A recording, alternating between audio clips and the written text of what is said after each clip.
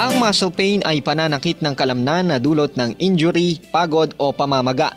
Ito ay maaaring maramdaman sa iba't ibang parte ng katawan tulad sa likod, hita at binti. Bukod sa pagod at labis na pagtrabaho ng muscle, maaari ring sintomas ang muscle pain ng ibang karamdaman gaya ng pabalik-balik na sakit ng katawan at trangkaso.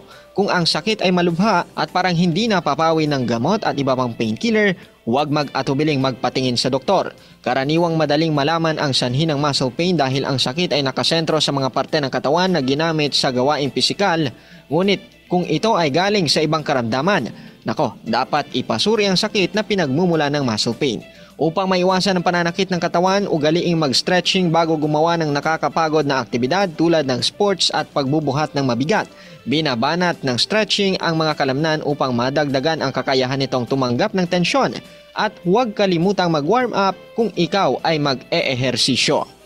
Halim Abbas, NDBC, Bida Balita.